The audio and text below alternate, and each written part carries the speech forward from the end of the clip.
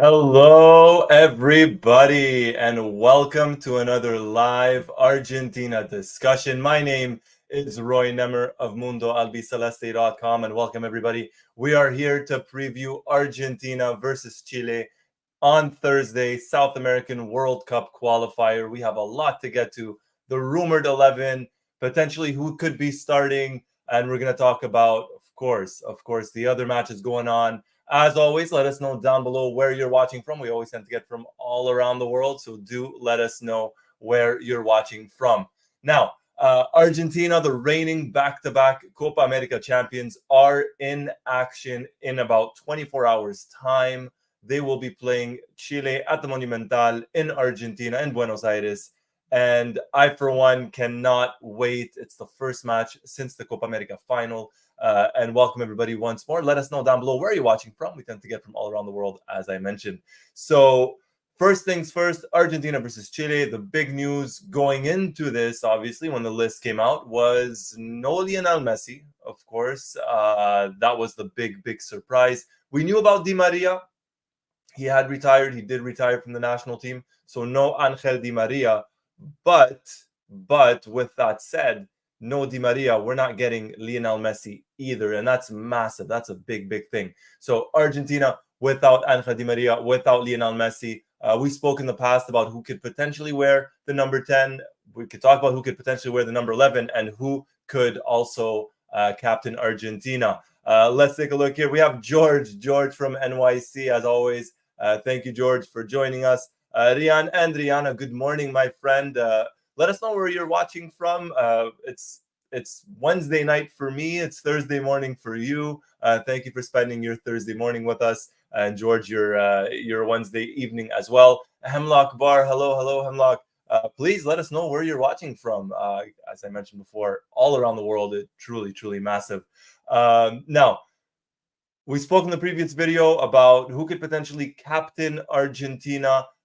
We might have an idea, and we're going to get to that in just a little bit. Of course, Mixed Memorabilia, hello. If I'm not mistaken, Mixed Memorabilia watching us all the way from the UK, from the United Kingdom. So it is early Thursday morning, I guess. It's about 12:30 a.m. on Thursday for you, Mixed Memorabilia. Thank you for spending your Wednesday night or early Thursday morning with us. Rian from Nepal, there you go. Excellent. Thank you. George says it's got to be De Paul as the captain. We might not get Rodrigo De Paul as captain. And the reason for that, and we may as well just jump into it, is because, actually, let's get to this one, is Lisandro Martinez might actually start, and he might start as left back.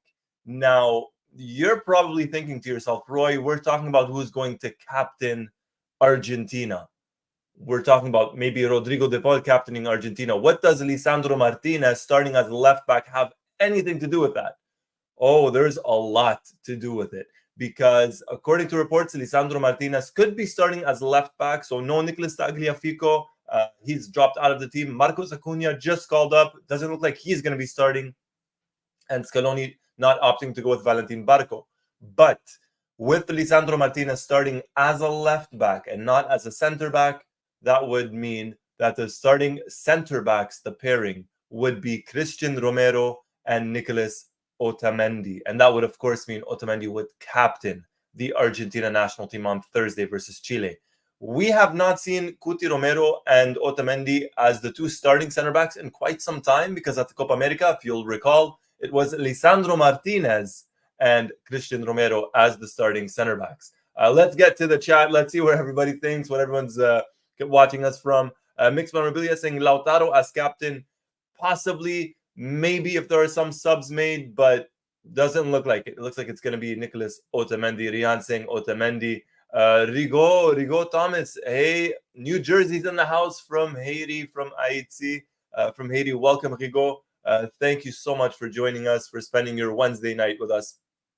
Varun, hello, watching from Canada. Osvaldo is unable to make it for tonight. Cannot make it, but he will be back tomorrow, and we'll try and get Sebastian Garcia as well for tomorrow, because we are going to be doing a live post-show discussion after Argentina versus Chile in the South American World Cup qualifiers. So you don't want to miss a thing. Hit that like button right there. hit the subscribe button, hit the notifications button, hit the follow button if you haven't already. We're going to be live, so make sure to join us for that in about just over 24 hours time after the match. We are live on YouTube, on Facebook, on X. We are just everywhere, so make sure to follow us. Shah Fitness, hello. Nice to see you again, my friend. Nice to be speaking with you. So, what does everybody think about this so far? Lisandro Martinez as left back. Would you have went for Marcos Acuna instead? Would you have went with Valentin Barco instead? Or would you have even pulled Lionel Scaloni in the past, as he has, and played Nicolas Gonzalez as left back? Let me know down below what you guys think of this decision of having potentially Lisandro Martinez playing as left back. I'll say this. I don't think we've ever truly seen Lisandro Martinez play as a left back from the start of a match for Argentina. He's played as a defensive midfielder for Argentina. I remember versus Brazil in right after the Copa America in 2021. He came on as a substitute, played as a defensive midfielder for Argentina, obviously played as center back. I don't believe he's ever started a match as a left back for Argentina. Please correct me if I am wrong. Let's take a look at the chat, see what everyone's saying. Funky Buddha, Licha as left back means Scaloni has never had a third backup for this position. Look, we don't know that. I get your train of thought. I get that. We don't know. And what's odd for me is, I mean, we had Leonardo Balerdi, but he had to drop out due to injury. Marco Senesi started off the season with a knock, ended up playing for Bournemouth in their last match. Excuse me. If I'm not mistaken, it was a come from behind 3-2 win versus Everton. But it doesn't look like he has a third choice center back right now in the team. I don't know. I don't know how he's looking at this, but I'm sure injuries played a role. No Balerdi, no Tagliafico. So who knows? Who knows what's going on, what Scaloni is thinking. But as always, in Scaloni, we trust. Hello, Aini Maisano. I'm sorry if I mispronounced that. I really do apologize. Hemlock saying we should find another left back set up for the next World Cup because it is our most weakest position. You know, we've spoken about this in the past. I think the fullback position for Argentina, whether it's left back or right back, are probably the two positions where we lack the most depth. I truly believe. If you look at left back, Tagliafico, Acuna, in their early 30s, looking at 2 years' time, they're going to be what, 34, 35. Valentin Barco is slowly coming into his own, whether it's with in Spain with Sevilla, with the national team. We're going to see how he develops. But yes, and then at the right back position as well with Montiel and Molina. So the two fullback positions, in my opinion, are the two that lack the most depth. Mixed memorabilia, huge respect for Otamendi, but he didn't feature much in the Copa America and is coming from the Olympics. That's another big thing as well. He has not gotten any rest, went from the European season with Benfica straight to the Copa America, right away to the Olympics. Took part in preseason, if I'm not mistaken, for Benfica and started the season with them. So no rest at all for the veteran. Lisandro is very versatile. If Scaloni sees something, then got to back him for sure. Absolutely. Left back position should be Barco. See, I would think this would be one of those matches for me. I would go with Barco.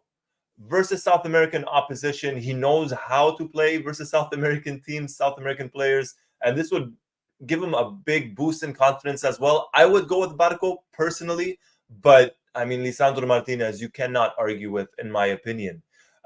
Varun saying Acuna did not have a preseason. Barco is too raw. Nico isn't as good defensively for Osorio. So maybe at Varun, if I'm not mistaken, then you're going for Licha. You would go with Lisandro Martinez as the left back, from what I could tell, from what you're saying. Funky Buddha saying Molina and Montiel are both backups in their clubs.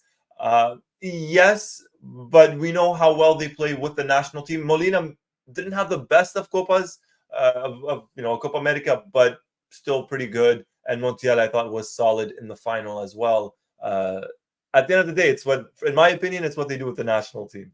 That's super important. Funny thing, 61. We need Barco to be ready to be an option come 2026 World Cup. I think he will be. We're talking about 2 years' time, spending one season, let's say, on loan at Sevilla, then maybe going back to Brighton right before the World Cup, playing a full season there. It's still early days for Barco. It truly is. I'm not overly worried, to be honest, about Barco. Hemlock saying still Otamendi, it's not wise, and Varun, yes, you would go with Lisandro Martinez. So it does look like it's going to be Lisandro Martinez. The two center backs, Cuti Romero, Nicolas Otamendi. My question now to everybody is, who would you start as right back? Who are you going to go with as right back? Let me know down below in the comments. Again, I think it's the position that maybe Argentina lack the most depth. Who are you going with? Let me know. I would go with Molina.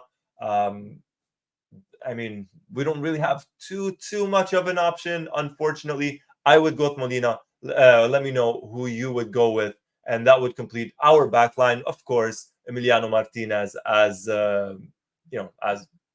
as the goalkeeper. I don't think that would be a surprise to anybody.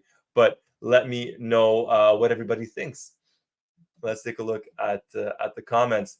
Caspian, welcome. Saying right back is tough. Neither Montiel or Molina are playing. At least Molina trained more, I think. I would think Molina trained more, yes. He just didn't feature as much for Atletico Madrid. Funky Buddha, there you go. Going a little bit different. Funky Buddha saying Montiel over Molina because the latter has become defensive liability for Atletico, currently benched by a makeshift right back in Llorente. So both Argentine right backs not in the best run of forms, let's say, for their clubs. And George, yes, hit that thumbs up button, everybody. Let us know and let us know down below what you guys think. But hit the thumbs up button, hit the like button if you haven't already. All right, Varun Aurora saying Molina would have preferred Maffeo if possible. Juan Foy would have been a great option if not for injury history. I think Foy is in the rear view mirror of the Argentina national team. As crazy as that sounds, I'm checking now. I want to say he's in his mid-20s. Foy, 26 is Juan Foy. At 26 years old, kind of already in the rear view mirror, at least for now, for the national team. Not picked for the Copa America. Was more of a backup at the World Cup itself. So, no Foy. Maffeo maybe, but it doesn't look like it. Maybe not anytime too soon. George saying we win these next 6 games, we pretty much qualify. I think Argentina, yeah, I mean, next 6 games, it's true. By the end of the year, 2 games in October, 2 games in September, 2 games in October, and 2 matches in November. Let's not forget, Argentina play Colombia on Tuesday, next Tuesday. And that match is away in Colombia. So 2 big matches. And Colombia are going to be out for blood, or at least for revenge, for the Copa America final. Mixed memorabilia saying Molina. Janet, welcome. Hello, Janet. Thank you for joining us. Caspian saying Foyth never recovered from injury. He's one of those players that was injury bitten, or that has been injury bitten for the majority of his career. Unfortunately, of course. Unfortunately. All right. Now, if we take a look at the midfield moving forward, I think it has to be, I think it's a given. Rodrigo de Paul starts. I think that does not surprise anybody. Alexis McAllister missed the first training session. He rested, took part in the last one. It looks like he's going to start. All rumors, reports, everything point to Alexis McAllister starting versus Chile in midfield. So that would mean Rodrigo de Paul, Alexis McAllister in midfield starting. Who would be the third? Who would you pick as the third midfielder for the Argentina national team? Let me know. Would it be Leandro Paredes? Would it be Enzo Fernandez? Or would you go for somebody very different, someone very new? Let me know in the comments down below. Caspian saying McAllister, Enzo, De Paul, no brainer. Varun saying Paredes, McAllister, De Paul, and Shah Fitness saying Enzo. So 2 votes for Enzo, 1 for Paredes. And Rian, in regards to the right back position, saying it will be a physical game. So Montiel. Shah Fitness saying Lo Celso. Hey, Lo Celso getting a shout out there. Gio Lo Celso. So that's going to be a good one. That's going to be very interesting to see who gets picked in midfield. Personally speaking, I'm a big fan of Leandro Paredes. I think Enzo's gotten off to a decent start with Chelsea this season, individually speaking. I mean, Dybala, Azam casing Dybala. Would you guys go with Dybala in midfield, or a little bit more of an advanced role in midfield? Would you play him up front? We'll see. We'll talk about the attack in just a bit, because there are some rumors about who could start in attack for Argentina. Funky Buddha saying Lo Celso, McAllister, and De Paul. Enzo has been abysmal lately, but Scaloni will start Enzo. Enzo's been hit or miss for Chelsea. He's been decent. He's been decent. Could have had a couple of assists if their strikers finished a little bit better. But Lo Celso for Funky, all right. The guy who played the assist to Lautaro Martinez in the final of the Copa America, getting a shout. I'm torn on this one. I don't know if I'd start Lo Celso. I'm leaning more towards Leandro Paredes.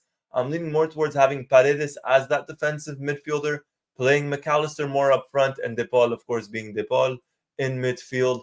But I could be persuaded. Let me know what everyone's thinking. Shop Fitness talking about Dybala, saying how he's going to play, or Dybala as a false nine. All right, maybe more in that free role, something similar to what Messi usually has with the national team. Mixed memorabilia, De Paul, McAllister, and Enzo. So that was pretty much what we saw at the Copa America, was those three in midfield. Shafin is saying Lo Celso as our super sub. All right, I can kind of get behind that. Look, Argentina, we've said it before, Argentina are spoiled for choice, especially when it comes to the midfield. We truly are. It's ridiculous. It's absolutely ridiculous. Let's take a look at some more comments. Yes, time to unleash Dybala as attacking central midfielder. He's been away for some time now. He has, and this will be, Dybala was not part of the World Cup, of the Copa America. So this could be almost maybe like a redemption tour for him, No Messi, no Di Maria. Is it going to be redemption time for Dybala? Now, some names, I'm taking a look here. There are some names that no one has mentioned. I'll talk about Caspian's comment, then we'll get to some other names. Love Gio Lo Celso, not match fit, no minutes for Spurs, and moved to Betis last minute. All right. Now, we've spoken about Leandro Paredes, we spoke about McAllister, we spoke about Enzo, we spoke about Lo Celso, we spoke about De Paul. We have not mentioned Guido Rodriguez, and we have not mentioned Ezequiel Fernandez. Eki Fernandez, we have not mentioned. Somebody that had a very good Olympic tournament, someone that is a big fan favorite here on Mundo Albiceleste, whether it's mundoalbiceleste.com or here on YouTube or on Twitter, on X, or on Facebook. No Eki Fernandez, no one talking about him. Maybe as a substitute. What do you guys think? Bringing Eki on as a sub? Let me know what you guys think. Mixed memorabilia, bringing on Paredes or Lo Celso is pure luxurious football. It certainly is. Funky Dybala will be lucky to be picked for the 2026 World Cup due to his very poor fitness issues. I mean, look, we've discussed Dybala in the past. I've gone on record and saying, I said this before the Copa America, I said I don't think Dybala will make the Olympics, the World Cup squad for Argentina. I'm not trying to be negative. I love Dybala, massive fan. But his track record in terms of not getting picked for major tournaments, it's there. So, but we'll see. It's up 2 years' time. This could be, as I mentioned, a redemption tour for him. He might turn it around. His fortune might completely turn around for Argentina. Janet, sorry, off topic, but before I forget, Armani retired. Yes, Franco Armani did retire. We're going to talk a little bit about Franco Armani in a little bit. But yes, he announced it. No longer with the Argentina national team, and of course not picked for these two matches. But we're going to circle back to Armani in a few. Funky Buddha saying, Tati Castellanos, our third center forward. You're beating me to the punch. We're getting to the forwards. We're going to talk a little bit about the forwards as well. When we talk about him, we'll mention Tati for sure. Mixed memorabilia, Guido is a rock. He will be brought on if required. I could see him. I don't know, actually. It's going to be interesting to see what Scaloni thinks. If he does bring on a substitute and it falls between Eki Fernandez or Guido, who does he go for? Is Guido first choice, second choice, third choice? I don't know. All right. Let's take a look at some more comments here. Azam, have you seen Nico Paz with Como? Yes, I have. how well he played, or how come Argentina young players back home have not been picked by big teams as they're picked by Brazilian kids. Nico Paz is having a good start to the season at Como under Fabregas as coach. I think the reason why, and it's we can really go into discussion. We won't do it just yet, at least not today. But it's the market. It's the market in terms of how much Brazilian players are valued or maybe overvalued as opposed to Argentine players. And there's a whole discussion behind that, a massive discussion, a very interesting one. But for another day, I do apologize for that. Very good question. We can talk in depth about it, but that's going to have to go under a separate video. Although I do appreciate it, my friend. Thank you so much for the question. All right, let's continue on. Now that was the midfield. Let's get to the attack. Right, almost an embarrassment of riches. The attack. Lautaro Martinez is set to start for Argentina, according to reports. He will be starting the Copa America final hero, Lautaro Martinez. Now, with him set to start, there are rumors, not official. I'm not saying this is going to be the attack for Argentina, but there are rumors. Lautaro Martinez, Julian Alvarez, and Nicolas Gonzalez as the front three for Argentina. Let me know. What do you guys think about this? Do you like this? Do you like the fact that maybe we're going to get Lautaro and Julian starting together? Are you fans of that? Are you not? Would you rather have somebody else? If we look at the attack, who has been called up? We have Nicolas Gonzalez. We have Alejandro Garnacho, Matias Sule, Juliano Simeone, Valentin Carboni, Alvarez, Lautaro, Tati Castellanos, and of course, Paulo Dybala. So some big names here. No more Angel Di Maria. He did retire. No Lionel Messi this time either. But a very stacked attack for Argentina. What do you guys think? Caspian, think there were rumors. There was a rumor of Carboni potentially playing on the right side. I don't know if we're gonna get that. That would be cool to see. It'd be interesting to see him get the start, see how well he does. I don't know. Are we gonna get that? Would you guys start Carboni? Who would you start? And what do you guys think of this potential attack? Taking a look, Funky saying Lautaro, Julian, and Nico as front three is dope.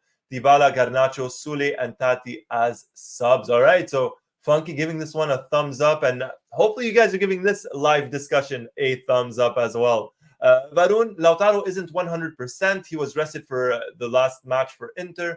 Would have had Dybala, Tati instead of Lautaro. All right, so a bit of a change here. You'd have Dybala or give the full start to Tati Castellanos. Okay, all right, we're getting some changes here. Ratjit, welcome Ratjit, saying, I think going by experience in the last few matches for the national team, these three should start. All right. Caspian, Lautaro, Nico, and Julian. Dybala to sub Julian at some point. All right. I'll give you guys my opinion and we'll see if you guys agree with me. Mixed memorabilia saying Lautaro and Alvarez, yes, then play Dybala in place of Gonzalez. Okay. All right. So mixed memorabilia going with Dybala, Lautaro, and Julian. Okay. And going back to midfield, Rian saying Lo Celso will do good, but this game Paredes may start. Chavinis, is Carboni going to be a Di Maria replacement? We don't know. We don't know. It's a very good question. We don't know yet. That Di Maria quote unquote replacement, and by replacement, just someone playing in his position, because Di Maria has some, he left some big shoes to fill. One of the best players ever for the national team, in my opinion. I don't know. Is Nicolas Gonzalez going to become, that left winger automatically from the start? What about Garnacho? Or Garnacho's more versatile. He can play on the right side as well. Do you guys go with Carboni? Let's not forget Matias Sule. A lot of people were asking for Sule before this. We have him. Does he start? Does he come on as a substitute? It's exciting. Again, super exciting. For me personally, I'm probably going to be in the minority. And I absolutely love both players. I'm not a big fan of having Julian and Lautaro start together in the front three. I know I'm probably in the minority. I'm not a big fan of it. I understand why Scaloni's doing it, especially with no Messi, with no Di Maria, having Juliano Simeone on the bench, having Tati Castellanos on the bench, having Dybala on the bench, I get that. You have backups, you have options. I totally understand. Me personally, I'm not the biggest fan. I would prefer to have, either Lautaro or Julian up front as that number 9, and maybe Nicolas Gonzalez on one side, and a winger like Garnacho on the other. That just my opinion. I love that, the pure wingers, Garnacho, Nicolas Gonzalez, stretch the opposition. But it depends on Scaloni's game plan. We could end up getting more of a 4-4-2. We could end up getting Nicolas Gonzalez playing on left side of midfield, and we get Lautaro and Julian up front. We don't know, right? If that is the starting 11, we don't know how they're gonna position themselves on the pitch. My opinion, I'm in the minority. Let's take a look. Varun. By the way, off topic, are we going to discuss who's going to wear number 10, number 11? We can absolutely say this. Yes, we can discuss it. Scaloni mentioned it, or he spoke about it briefly in his press conference earlier today. He said the number 10 has an owner in Lionel Messi. The number 11 does not have an owner, but they might have somebody in mind. I think Alexis McAllister gets that number 10 shirt. We said it in the last video. I think McAllister gets the 10. I don't know who gets the 11. I truly don't know who gets that number 11 shirt. I don't know. Do you change it up? Do you give it to Garnacho, even though he's often been wearing the 17? Does Soulé get it? Matias Soulé? I don't know. We'll see. We'll see in less than 24 hours' time who gets that number 10 and number 11 shirt. Caspian. Soulé has had a slow start for Roma, hence the excitement may have died down a bit. Okay, all right, potentially, still super talented, and we're happy to have him with the national team for sure. And yes, September, and just about a week's time or so, maybe just over a week, Angel Di Maria documentary dropping on streaming platform Netflix. I'm certainly going to watch that, or try and watch it as soon as it comes out. But yeah, so Mixed Memorabilia saying Messi hasn't retired yet. Number 10 still his, of course. We were just talking about the match or matches versus Chile and Colombia. I think McAllister gets the number 10 shirt for that one.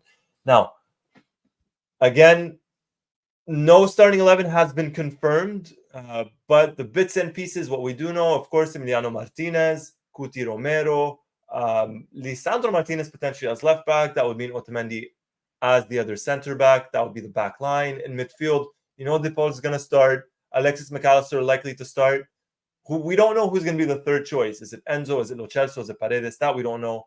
And up front, it looks like Lautaro is going to start. Who are the other two? Is it going to be Julian and Nicolas Gonzalez? That we don't know. North Village, welcome, saying Carboni, from what I've seen last club matches, plays best as a 10, as a number 10. Do you bring him on as a substitute? There's an option. There's certainly an option. You could bring him on as a substitute. All right. Hey, David. Much love, David. Hey, guys. Love again from Western Sydney, Australia. I believe Lautaro should come off the bench. Alvarez needs confidence, and hopefully Dybala plays the full game. Much love, David. Thank you for the comment. Thank you for the support, my friend. As always, it's appreciated. It's appreciated from everybody here. Thank you, everybody, for commenting and for joining us. Tomorrow, we're not wrapping things up. Don't worry. Don't go anywhere. But as I mentioned, tomorrow, 24 hours time after Argentina versus Chile, we are going to be live on YouTube, live on Facebook, live everywhere, talking about Argentina's match versus Chile. We're going to review that match. Mixed Memorabilia, good question. I don't know who's going to be showing it, who's going to be airing it in the UK. If you guys know, let us know in the comments down below who's going to be airing it, whether it's in the UK or elsewhere in Europe or in Africa or in Asia or in the Middle East or South America, North America. Let us know. Let's share the knowledge here when it comes to the matches. All right. The other thing that I want to talk about, and this is a comment that Janet brought up earlier, Franco Armani, and we'll come back a little bit towards the end about the match, but Franco Armani retiring from the Argentina national team, kind of a long-time servant at this point, been about 6 years now with the national team. First took over literally in the middle of the 2018 World Cup, took over Willy Caballero, put in a tough spot. did well, all things considered. Argentina losing versus France in that tournament. 2019, a big penalty kick save versus Paraguay at the Copa America. If he does not make that save, we all kind of talk about this on social media. If Franco Armani does not save that penalty kick, we might not be here talking about how Argentina won 2 Copas Americas and won the World Cup and won the Finalissima. Because if he doesn't save that, Scaloni might have stepped down from coaching the national team. Argentina don't go as far as they do to the semifinals versus Brazil. Doesn't have that domino effect, that positive attitude, that change of mentality with the national team, that change of confidence. All of that, as crazy as it sounds, can kind of be pinpointed to that penalty kick save by Franco Armani. So big thank you to Armani. And Varun, in the UK, it's on Premier Sports 1. Thank you for that, Varun. Very kind of you, my friend. But yeah, what does everybody think about Franco Armani retiring? We've all kind of spoken about him in the past, how he was being called up to the national team, even though he was second choice and maybe even third choice at one point for Argentina behind Emiliano Martinez. But now, no more Franco Armani with Argentina. North Village, going back to the team a little bit, saying Sule should be tried on the right, but these young guys lack the effectiveness that Messi and Di Maria brought. They lack dribbling ability as well as a good shot selection. I think it's a bit unfair, or maybe a little bit too harsh, rather. I mean, Messi is Messi. He's a 1-in-1. Let's be honest. And Di Maria's, and I say this with the utmost respect, freak of nature. The guy is ridiculous. He gets better with age. He ages like fine wine. So you can't compare, in my opinion. It's harsh. It's difficult to compare young players to those two players. It's very, very difficult. Matias Sule is Matias Sule, Garnacho is Garnacho, Nicolas Gonzalez, Carboni is Carboni. They all bring their own thing to the table, to the national team, and they're gonna develop. Matias Sule now is probably not going to be the same Sule in a year's time or 2 years' time with Argentina. So I'm trying not to be too harsh on them. HMD, who welcome HMD, saying, today I saw the penalty save against Paraguay. Good memories, but he will be remembered as a River Plate legend. That he will, yes, that he will. And the other thing about Armani is a lot of people wanted Franco Armani called up to the national team years ago when he was playing in Colombia, winning Copa Libertadores, and playing very, very well. People wanted Franco Armani called up. This was maybe 10 years ago now, or just after, or a little bit less than 10 years ago. But he got his chance in 2018, and then we saw what happened afterwards. Let's take a look. Janet saying, at least I'll always have Paraguay, the Casablanca rewording. Yes. Yes. Caspian saying, Armani was a decent penalty kick stopper, above average in that department. Argentina has been fortunate. You look at Armani, look at Sergio Romero historically, Goicoechea in 1998. Argentina had Carlos Roa versus England. Pato, Roberto Avandanzieri, very good at penalty kicks for Boca Juniors, and unlucky in 2006. Who knows what would have happened versus Germany in the quarterfinal in Berlin. And of course, Emiliano Martinez. Geronimo Rulli saved the penalty for Marseille in their opening league match a couple of weeks back. So Argentina, very, very blessed and gifted in the penalty kick department in terms of the goalkeepers. Yes, Filiol, of course. Yes, you want to go a little bit further back as well. Absolutely. Mixed memorabilia saying, I will be honest, and I was blaming Armani for a lot of things when Argentine football was not winning. Looking back, I think I was harsh. He was never a number one for me, but Scaloni stuck with him as a number two. Look, I think a lot of us have been harsh towards different players at different times. It's the fan in us, right? I'm not saying it's correct, it's right, or it's fair. It's the fan in us, and I think a lot of us have. I think every football fan or sports fan in general has kind of been unfair at one point or another to at least one player. HMD Leo Franco let us down 2006. It's a whole other thing. Oh my gosh. Oh boy. That was something else. And in 2005 Confederations Cup as well, Germán Lut as well. He was goalkeeper versus Mexico in the Confederations Cup, if I'm not mistaken. Another one. So yeah, Argentina very gifted. Rajit, I think Armani was criticized a bit too harshly for the 2 goals he conceded against France in 2018 at the World Cup. The guy was really decent. Yeah, no, I think history will look back on Armani's time with the national team and show that, yeah, he was probably judged a little bit unfairly and too harshly. All things considered, absolutely. I think um, judged very, very unfairly, in my opinion. But yeah, so that was the team, Franco Armani. Let's talk about, and we could also look at the other matches going on, or that will be going on in South America. Let me bring this up here. I'll share my screen for everybody to see the other matches that are going to be happening. There's some good games. There's going to be absolutely some good games. There you go. He was good in 2004 Olympics, never conceded a goal. Yeah, that was the legendary Olympic team for Argentina. All right, let's share my screen here and let's get to it. Let's talk about the other matches in South America and the World Cup qualifiers. Bolivia hosting Venezuela at altitude. That's going to be a very difficult one for Venezuela. Argentina hosting Chile. Uruguay hosting Paraguay. Brazil versus Ecuador. I think that's going to be a very, very good match. Brazil, Ecuador is going to be very tough for both teams. Peru versus Colombia. Let's not forget, Argentina play Colombia in a week's time, or just under a week's time, next Tuesday. So Argentina's next opponent facing Peru away from home. And if we look at the other matches as well, after that, we have Argentina-Colombia, massive, which we're going to be previewing and reviewing. Bolivia will play Chile, Ecuador versus Peru, Venezuela, Uruguay, and Paraguay versus Brazil. That's going to be for next Tuesday. But as for tomorrow, as for Thursday and Friday, these are going to be the matches here. What match, of course, other than Argentina versus Chile, are you looking forward to watching, or are you looking forward to the most? I think Brazil versus Ecuador is going to be an interesting one. We saw how Brazil is and what position they're in presently. What we saw at the Copa America. And Ecuador, we know they are no joke either. If we look at the standings presently, so it's the top 6 South American teams that will qualify for the World Cup. Number 7 would go to the playoffs. These are the standings right now. Argentina, 5 wins, 1 defeat. That loss coming versus Uruguay.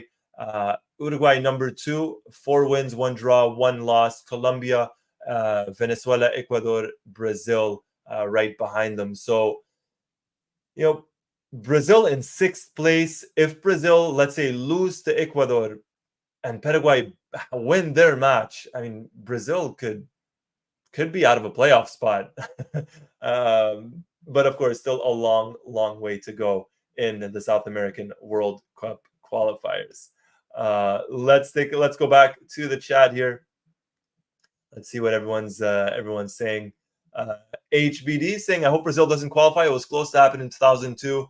I would love for Brazil not to qualify for the World Cup, but I think it's going to be pretty impossible, nearly impossible for Brazil not to qualify, especially when you look at 6 teams directly qualifying and 1 going to playoffs. You have to wonder how badly Brazil will have to drop not to make the World Cup. Varun, by the way, what do you think about the suspension to Uruguayan players? I feel it's a bit harsh, especially on Nunez, suspended for 5 games. Also, Suarez retires. That's going to be a big blow for them. Absolutely, that's going to be a big, big blow. Luis Suarez, a pillar for Uruguay, a super important player. Probably my favorite player in history that's not born in Argentina. Probably my favorite player ever, at least in the top 2, top 3 ever. Not born in Argentina. A big, big fan of Suarez. A little bit harsh for Uruguay for sure. Absolutely, for sure. Let's take a look here. HMD, Uruguay is so good, but they are so hyped. Bielsa does well in qualifiers. He does, historically speaking, whether it's with Argentina or Chile. With Uruguay, he got the win versus Argentina. So he does well. Caspian, I'm hoping for Brazil to drop points at home. That would be amazing. That'd be lovely. Let's not forget, Argentina beat them. Mixed memorabilia, Bielsa with Uruguay still bubbling up. I think the players are fully behind him. Oh, they certainly are. They certainly are. Yeah, Janet, if we're talking about that brawl between Uruguay and Colombia, yeah, a little bit harsh. A little bit harsh. Rajit, I want to watch Luis Suarez's final match for Uruguay on Friday. I'll certainly try and watch it as well. Caspian, Bolivia has been so bad lately that even Venezuela drawing them or beating them in La Paz is not impossible anymore. I think teams are slowly, I don't know if they're adapting better to the altitude. Or maybe, as you said, it's just Bolivia not doing too well and they are dropping points. Caspian, the amount of times I've thought this and read this.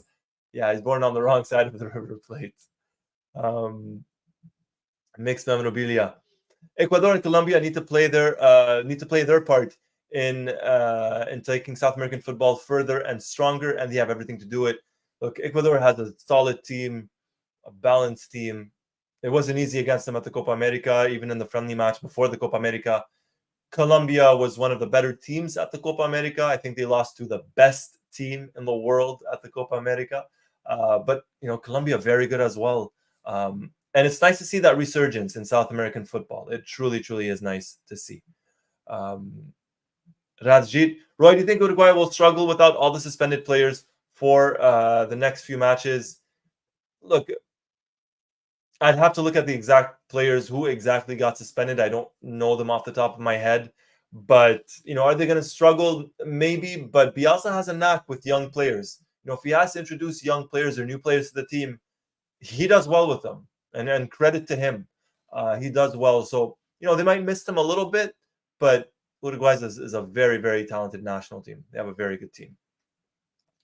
Let's take a look. HMD saying, I miss the old qualifying days. Recopa with Uruguay, Salas and Zamorano with Chile, the Brazilian Stars, Paraguay with Santa Cruz, and of course the living dream of watching Argentina. Yes. I had a discussion. Won't go into too much detail, probably for a separate video, about the yesteryear, the previous years of football in general, not just South America, and how maybe teams were better back then, or more talented players, or more world-class players everywhere as opposed to now.